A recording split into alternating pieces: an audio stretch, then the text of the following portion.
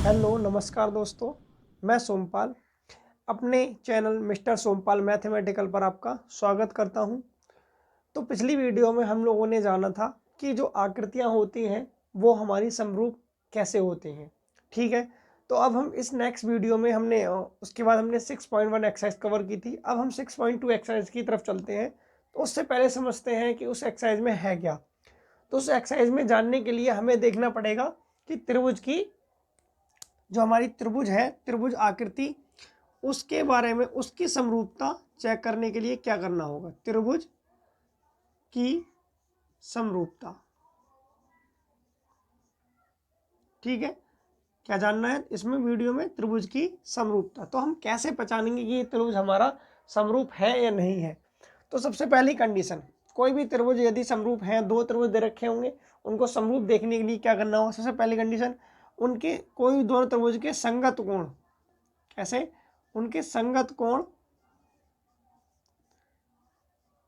बराबर होते हैं,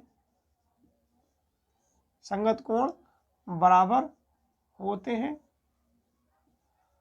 और दूसरी चीज हमें देखनी है कि उनके संगत भुजाएं, उनकी संगत भुजाएं एक ही अनुपात में हो। किसमें हो? एक ही अनुपात में हो। क्लियर हुआ। यदि अब हम जानते हैं कि संगत कोण और संगत भुजाएं कैसे होंगी, तो पहले ये में दोनों पॉइंट याद रखने हैं कि किसी भी त्रिभुज की समरूपता चेक करनी है तो उनके त्रिभुज के संगत कोण जो हो कैसे हो, बराबर होते हैं। और संगत भुजाएं कैसी होती हैं? एक ही अनुपात में होती हैं। तो मान लेते हैं हम कि दो त्रिभुज थे हमारे पास, कोई भी एक ये है, ठीक, और एक हमारा ये था, ठीक है। इसका नाम हमने दे दिया ए बी और सी, इसका नाम दे दिया पी क्यू और आर। क्लियर है। अब संगत कोण, जैसे ये वाला कोण है तो इस कोण के बराबर होना चाहिए। तो इसका मतलब है, पहले कोण की बात ले लेते हैं कि मान लिया जब ए और बी सी त्रिभुज जो है वो समरूप कब होंगे।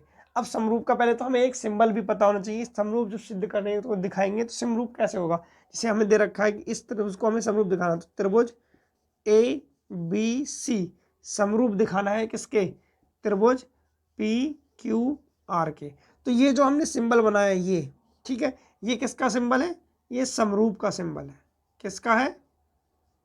समरूप का सिंबल है। ठीक है, हमने 9th में जो पढ़ रखा है सर्वांगसम, सर्वांगसम, इसका सिंबल तो आपको पता ही होगा, फिर भी मैं बता देता हूँ। इसका सिंबल जो होता है हमारा इक्वल का साइन, और इसके ऊपर हमें इस टाइप का जो समरूप का साइन है इसको लगाना होता है। तो ये क्या कहलाता है?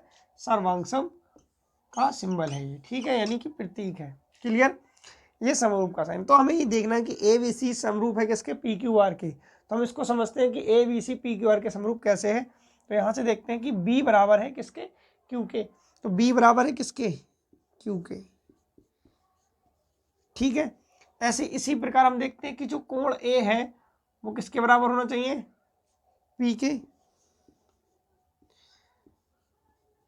ठीक, और इसका हमारा जो कोण सी है वो किसके बराबर होना चाहिए? ठीक, तो कोण ए किसके बराबर होना चाहिए? वो सी जो होना चाहिए किसके? आर के बराबर चाहिए। कोण सी किसके बराबर है? कोण आर के। अब ये तीनों कोण बराबर हो गए, ठीक, और इसके संगत भुजाएं, इसकी संगत भुजाएं कैसी होनी चाहिए? समान अनुपात में। अब देखो हमने कोण बी लिया था तो इसकी संगत भुजाएं हमने मान ली ए बी है, ये ए बी भुजा किसके अनुपात में होनी चाहिए? पी क्यू के।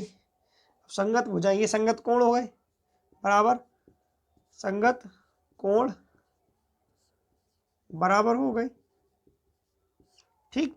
और दूसरा पॉइंट हमारा क्या था? उसकी संगत भुजाएं समान अनुपात में हो। संगत भुजाएं समान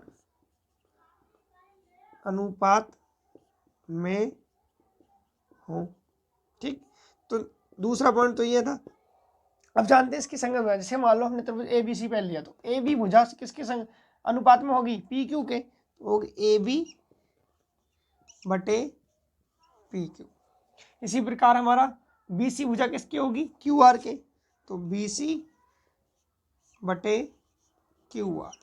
ठीक, इसी प्रकार ए सी बटे पी आर के, ए सी बटे पी आर के हो गई।